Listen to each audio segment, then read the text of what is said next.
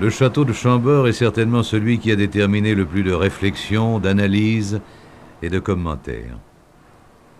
Chambord, château aux 1000 facettes. Pour certains, somptueux rendez-vous de chasse, posé comme une île au milieu de la plaine de Sologne. Pour d'autres, château étonnant, carrefour de l'art gothique et de la Renaissance, avec à son sommet une exubérance étrange qui révèle l'originalité, le côté fantastique de ce château unique. Quant aux historiens, comment ne seraient-ils pas fascinés par cette œuvre colossale implantée au milieu d'un domaine de plus de 5000 hectares dont on ne connaît même pas l'architecte? Il s'agit peut-être de Dominique de Cortone, dit le Bocador, auteur d'un modèle en bois du donjon central. Peut-être aussi de Léonard de Vinci, qui imagina un escalier à 4 rampes, jamais réalisé, auquel fut substitué le célèbre escalier à double révolution. Ce que l'on sait, c'est que la construction de Chambord, entreprise par le jeune roi François Ier en 1519, fut interrompue en 1525 après le désastre de Pavie. Que les travaux, lorsqu'ils furent repris, occupèrent 1800 ouvriers pendant 18 ans, et qu'à sa mort, François Ier y avait englouti 404 000 livres. Henri II, puis Gaston d'Orléans, puis Louis XIV, consacrèrent à leur tour des sommes considérables à Chambord. François Ier n'y demeura au total que 27 jours. Louis XIV n'y fit que de rares et brefs séjours, le temps toutefois d'y applaudir M. de Pourceaugnac et le bourgeois gentilhomme, et d'y présenter sous le contrôle vigilant de Madame de Maintenon la révocation de l'édit de Nantes.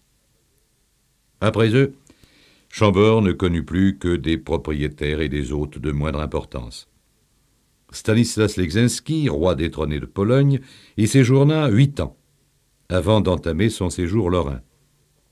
Maurice de Saxe, vainqueur de Fontenoy, y mena pendant 5 ans une vie intense, ponctuée de parades militaires et de fêtes galantes, et y mourut étrangement.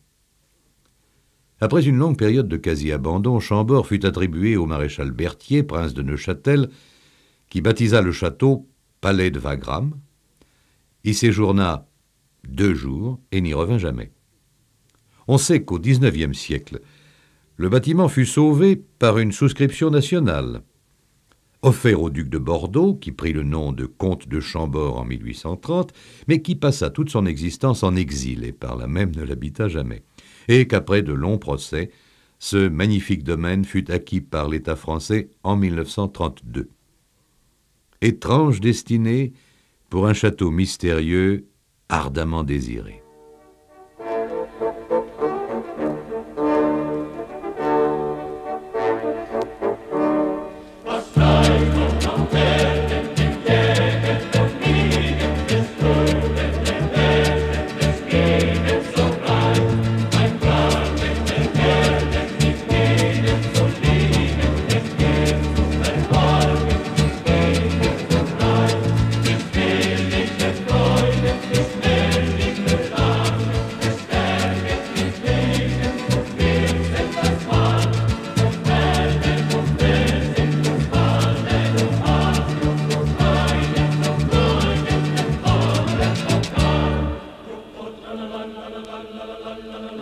La la la la la la la la la